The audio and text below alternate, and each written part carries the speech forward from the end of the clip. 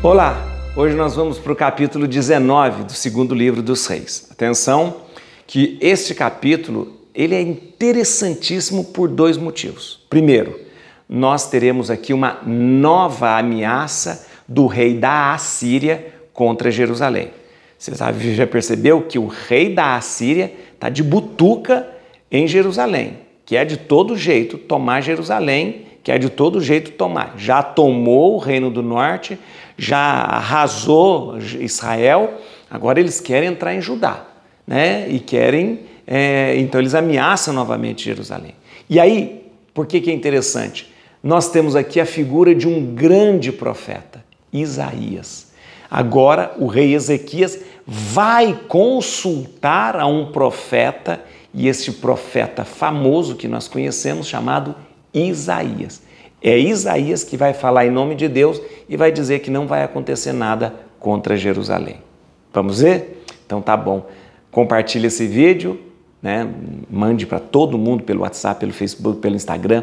Outra coisa, chame mais pessoas para a gente fazer junto essa caminhada. Vamos fazer essa caminhada juntos. Juntos nós vamos ler a Bíblia inteirinha, tá bom? Vamos lá? Se inscreva no canal, tá certo? Bíblia na mão, Espírito Santo no coração, vamos ler a palavra de Deus e aprofundar cada vez mais, tá bom? Vamos ver então a figura do profeta Isaías aí, ó, que vem nesse momento tão crítico para Jerusalém. Ouvindo isso, ouvindo o quê? O último capítulo falava que o rei da Síria tinha ameaçado e aquela coisa toda, né? E estava querendo entrar mesmo em Jerusalém. Ouvindo isso, o rei Ezequias rasgou as vestes, cobriu-se de um saco e foi ao templo do Senhor. Mandou o prefeito do palácio, Eliacim, o escriba Sóbina e os deões dos sacerdotes revestidos de saco ao profeta Isaías, filho de Amós, para dizer-lhe: eis o que diz Ezequias. Hoje é um dia de angústia, de castigo e de opróbrio. Os filhos estão a ponto de nascer e não há força para dá-los à luz. O Senhor teu Deus talvez tenha ouvido as palavras do copeiro Mor, enviado pelo rei da Síria, seu soberano, para insultar o Deus vivo e talvez castigue pelas palavras que ele ouviu. Roga, pois, por esse resto que ainda subsiste. Os servos do rei Ezequias foram ter com Isaías, e este lhes respondeu: eis o que diz o Senhor, não te assustes com as palavras que ouvistes e com os ultrajes que proferiram contra mim os servos do rei da Síria. Vou enviar ao rei um espírito que, ao receber uma certa notícia, o fará voltar à sua terra, onde o farei perecer pela espada. O profeta Isaías já profetizou isso. O copeiro Mor, sabendo que o rei da Síria tinha deixado Laques, voltou para junto do seu soberano e encontrou sitiando Lébna. O rei da Síria estava em Laques, foi agora para uma cidade chamada Lébna e sitiou. O rei ouviu dizer de Taraca, rei da Etiópia: ele acaba de sair para combater contra ti. Senaqueribe mandou novamente mensageiros a Ezequias para dizer-lhe: isto direis a Ezequias, rei de Judá: não te deixes enganar pelo Deus no qual puseste a tua confiança, pensando que Jerusalém não será entregue nas mãos do rei da Síria. Ouviste contar como os reis da Síria trataram todos os países e como os devastaram. Só tu, porém, haverias de escapar?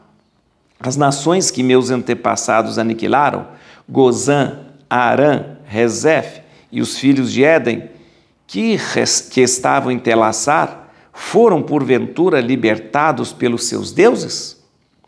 Onde estão os reis de Emate, o rei de Arfade e os reis de Serfavaim, de Aná e de Avá? Ezequias tomou a carta das mãos dos mensageiros e a leu. Depois subiu ao templo e abriu-a diante do Senhor. Rogando-lhe, Senhor Deus de Israel, que estais sentado sobre os querubins, só vós, sois o Deus de todos os reinos da terra. Vós fizestes o céu e a terra. Inclinai, Senhor, os vossos ouvidos e ouvi. Abri, Senhor, os vossos olhos e vede. Ouvi a mensagem de Senaqueribe, que mandou blasfemar o Deus vivo. É verdade, Senhor, que os reis da Síria destruíram as nações e a devastaram em seus territórios, atirando ao fogo seus deuses. Mas isto porque não eram deuses, e sim objetos feitos pelas mãos do homem, objetos de madeira e de pedra, por isso foram destruídos. Mas vós, Senhor, nosso Deus, salvai-nos agora das mãos de Senaqueribe, a fim de que todos os povos da terra saibam que vós, o Senhor, sois o único Deus. Isaías, filho de Amós, mandou dizer a Ezequias: Eis o que diz o Senhor, Deus de Israel: Ouvi a oração que me fizeste a respeito de Senaqueribe, rei da Síria.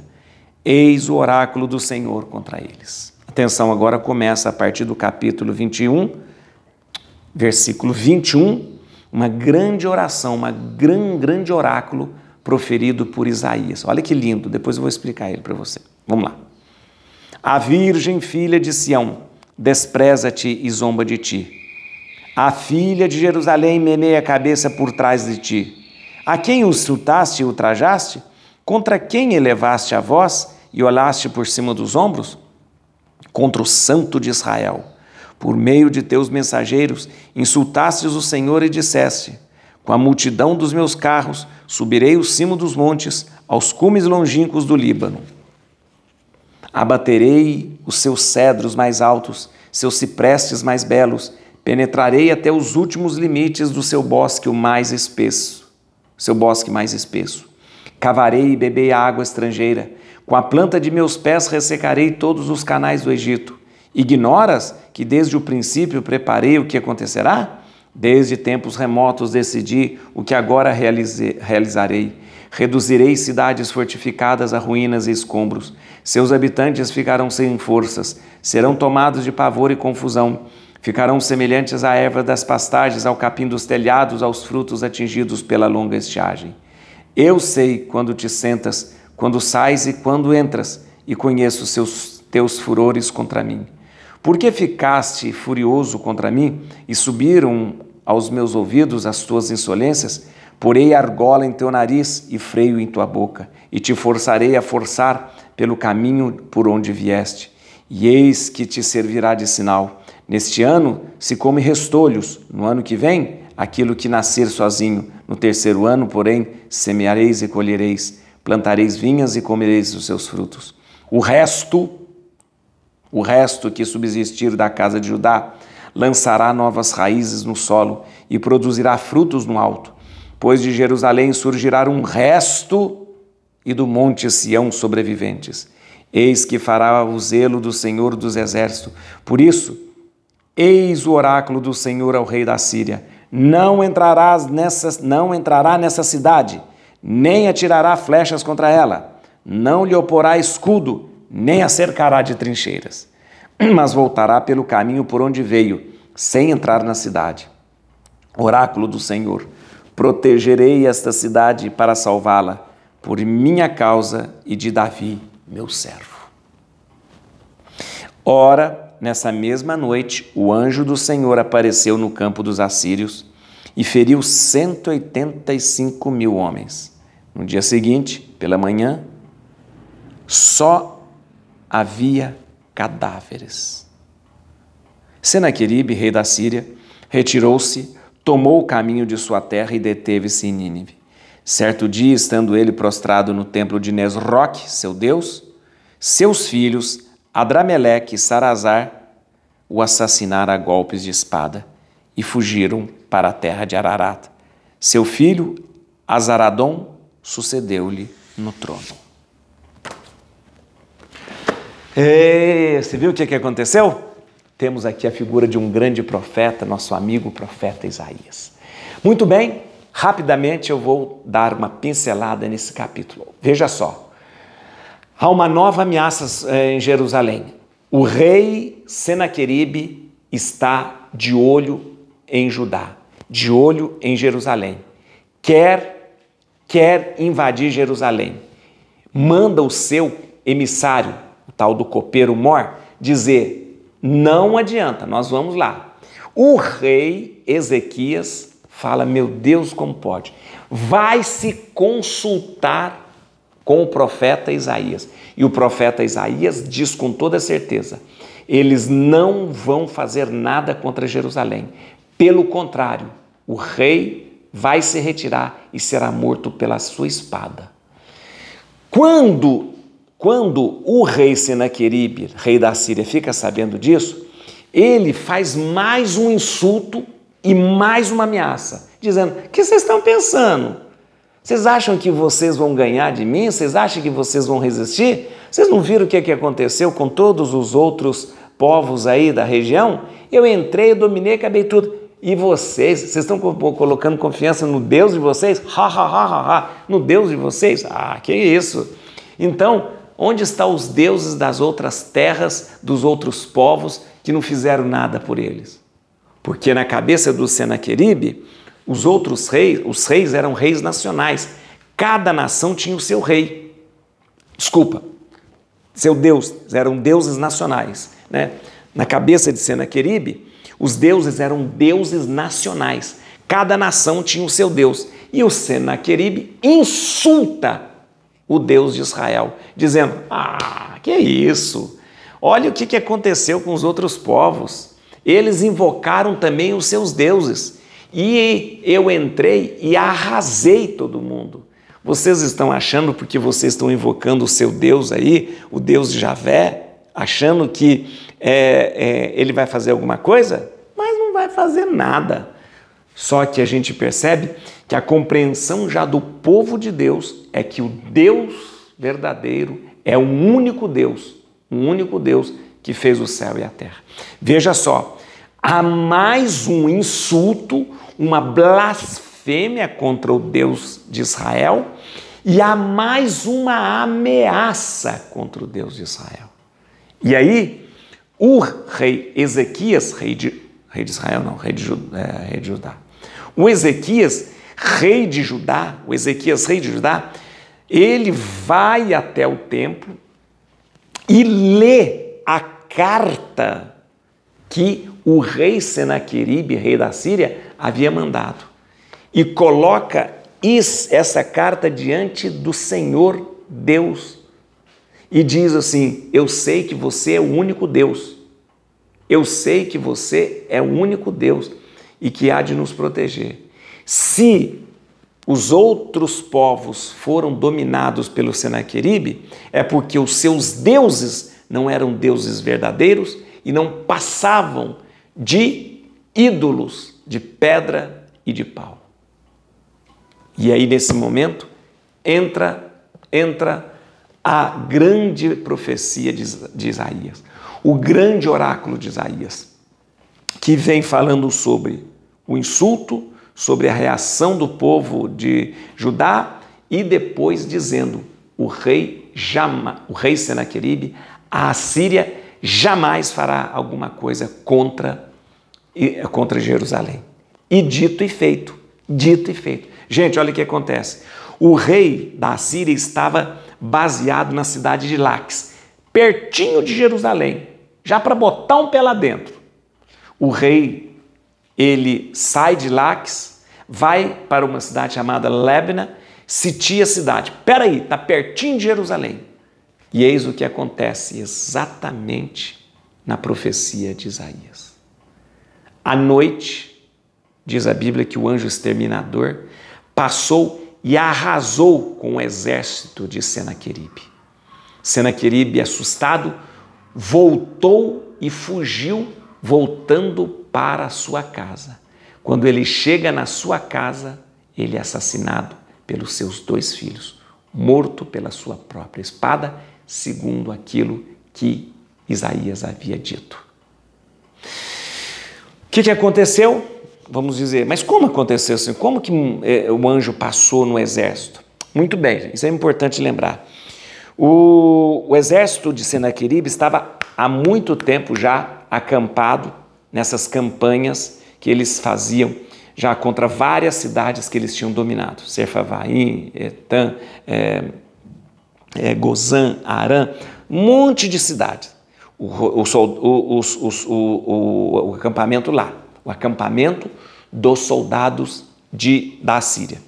Muito tempo. Estavam se preparando para invadir Jerusalém. Muito bem.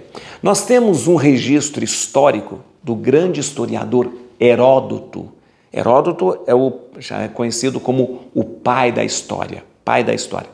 E Heródoto nos traz uma informação muito importante sobre essa situação aqui, sobre quando o acampamento da Assíria, sob o comando do rei Senaqueribe, estava ali prestes a invadir Jerusalém. O que aconteceu? Heródoto nos diz que o acampamento foi invadido por ratos e os ratos fizeram com que todos fossem tomados de uma peste. A gente sabe hoje, depois dos estudos científicos, que os ratos eram grandes transmissores da peste bubônica. Tanto é que na Idade Média, praticamente toda a Europa quase foi dizimada por causa justamente da chamada peste negra, né? Ou a grande peste, que nada mais era do que peste bubônica.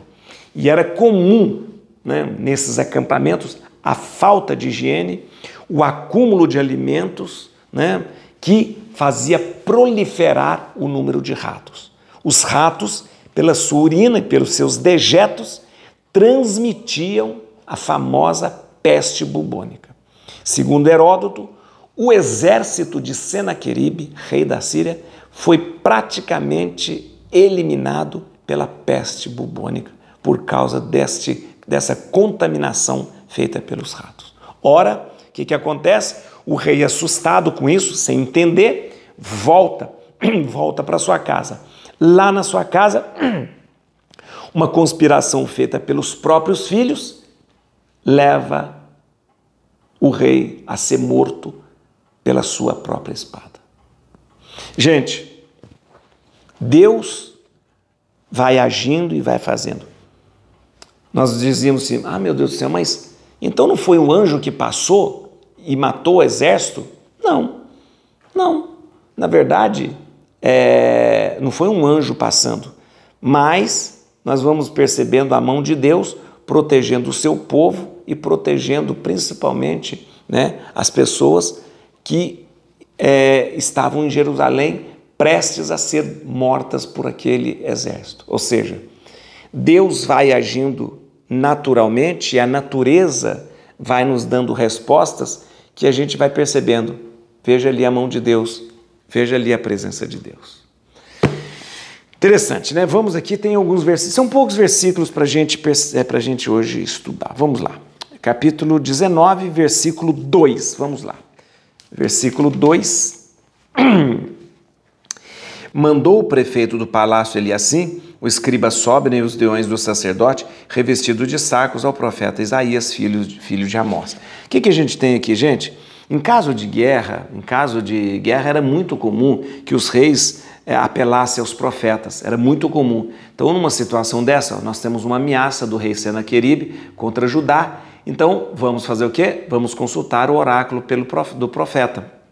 E mandaram justamente, o rei Ezequias mandou consultar Isaías, que era o grande profeta, o profeta ali que foi consultado. Versículo 4. Isso é um tema que eu quero tratar de uma forma 4. O Senhor teu Deus talvez tenha ouvido as palavras do copeiro Mor, enviado pelo rei da Síria, seu soberano, para insultar o Deus vivo, e talvez castigue pelas palavras que ele ouviu. Roga por este resto. Por favor, gente, presta atenção nessa palavra. Resto, que ainda subsiste. O que eu quero dizer para vocês? O tema resto de Israel é um tema muito recorrente a partir de agora. Vocês percebem que na leitura que nós fizemos desse capítulo, foi dito pelo menos 4 vezes a palavra resto, resto de Israel. O que é o resto de Israel? O resto de Israel é o que sobrou, o território de Judá. Por que é chamado resto? Porque as tribos do norte, as tribos que compunham o reino de Israel, elas se perderam. Foram levadas e esfaceladas e distribuídas por todo o território assírio. Perderam a sua identidade, perderam a sua religião, perderam a sua cultura, esfacelou-se. Sobrou somente o território de Judá, que é denominado agora pela Bíblia e pelos profetas como resto de Israel. O resto de Israel tem que se manter coeso, firme na fé e, sobretudo, mantendo a sua fé em Deus e a sua cultura. Então, essa palavra resto de Israel, ela denomina o território de Judá, mas, sobretudo, a vontade de um povo que não é destruído, mas, pelo contrário, de um povo que se une cada vez mais sob um só Deus, sob uma só lei, sob uma só fé. O resto de Israel. Vamos lá, versículo 15, acompanhe comigo aqui no 15. Rogando-lhe, Senhor Deus de Israel, que estais sentado, essa é a oração de Ezequias, que estais sentado sobre os querubins, só vós sois o Deus de todos os reinos da terra. Vós fizestes o céu e a terra. Olha aí, essa compreensão é muito interessante. A profissão de fé no Deus único e universal, diferente dos outros povos. Os outros povos pensavam que havia vários deuses e cada nação tinha o seu Deus, inclusive o rei Senaqueribe, que é o rei da Assíria, também achava isso. Achava que cada nação tinha o seu Deus. Não. A compreensão do povo de Deus é o seguinte: só existe um único Deus e a esse Deus que nós devemos servir. O único Deus que fez o céu e a terra. Os outros, que eles chamam de deuses, nada são do que ídolos, que não valem nada. Muito bem, agora nós vamos entrar agora, gente, no versículo 21. Eu disse para você, versículo 21, eis o oráculo do Senhor contra ele. Esse oráculo, ele é proferido pelo profeta Isaías. Eu quero que você acompanhe comigo o esquema desse oráculo. Vamos lá? Olha, veja lá. Do versículo 21 ao 22, nós temos as palavras do profeta ao rei da Síria. Então, é dizendo ao rei da Síria o que ele quer. Do versículo 23 ao 24, nós temos aqui a proposta insolente do rei da Síria. A proposta que o rei da Síria faz, absurda. Do versículo 25 ao 28, nós temos a resposta de Deus ao rei da Síria. O rei da Síria faz uma proposta insolente e Deus responde a esse rei da Síria. Do versículo 29 ao versículo 31, nós temos a resposta de Deus, mas para Ezequias. A resposta de Deus a Ezequias, que é o rei de Judá. E do versículo 32 ao 34, nós temos uma outra resposta de Deus ao rei Ezequias, rei de Judá. É interessante ler nessa perspectiva. Você pode, pega esse esquema e depois você leia o oráculo de Isaías, desde o versículo 21 ao 34, nesse esquema que você vai entender direitinho. Versículo 28, gente, nós já estamos terminando aqui, interessante. Aliás, o versículo 28, isso mesmo dentro do oráculo aqui, ó. Por que ficaste furioso contra mim e subiram aos meus ouvidos tuas insolências? E aí Deus promete, porei argola em teu nariz e freio em tua boca. O que é argola e o que é freio? Argola no nariz significa que vai tornar essa pessoa prisioneira. Então Deus se vê insultado e diz, olha, Assíria, eu vou colocar argola no seu nariz. Ou seja, você vai se tornar meu prisioneiro. E vou colocar freio na boca. Freio na boca era a maneira com que você usava para domar os animais. Versículo 29, veja aqui, ó.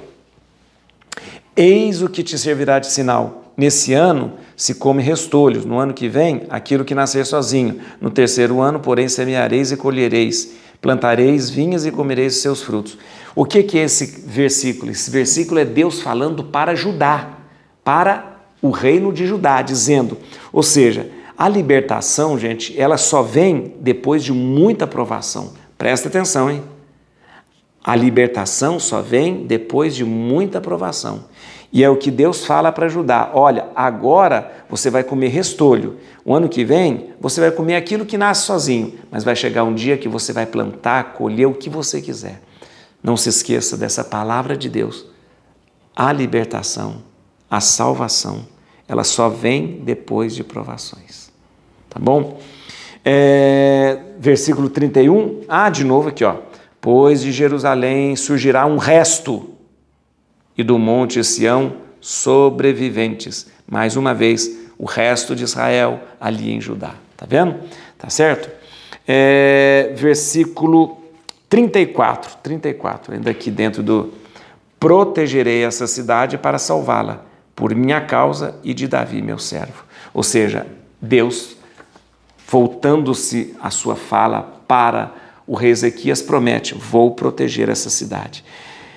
É interessante que a cidade aqui, Jerusalém, é cidade do Senhor e ao mesmo tempo cidade de Davi. Essa cidade é propriedade de Deus. Essa cidade é a cidade de Davi. Versículo 35, vamos ver aqui. Ora, quando acontece nessa mesma hora, o anjo do Senhor apareceu no campo dos assírios e feriu 185.000 homens. No dia seguinte, pela manhã, só havia cadáveres. Muito bem, o que é aqui, ó? Isso aqui é uma alusão ao anjo exterminador lá do Êxodo. Lembra que na noite em que Deus feriu os primogênitos do Egito, o anjo exterminador passou matando os primogênitos? Lembra? O anjo exterminador, né, é tratado aqui novamente. Esse versículo faz uma alusão ao anjo exterminador. E esse anjo exterminador que acaba com o exército assírio. Como eu já disse para você, o Heródoto, o grande historiador Heródoto, já nos resolveu essa questão, dizendo que o exército foi dizimado por uma peste transmitida por ratos, provavelmente a peste bubônica. E aqui cumpre-se o oráculo de Isaías, a profecia de Isaías: o rei, ele volta e é assassinado pelos seus filhos. Quer saber mais? No próximo capítulo. O que eu quero dizer para você é que o versículo 29 nos traz um grande ensinamento. Diz assim: a libertação, a salvação só virá depois de muita provação. É isso que acontece na vida da gente. A alegria, a graça, a bênção só vem depois de muita provação.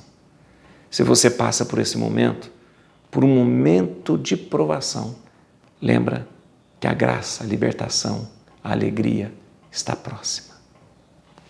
Et crucem Domini, fugit partis adversa, vite teleo detribiuda, radix Davide. Aleluia.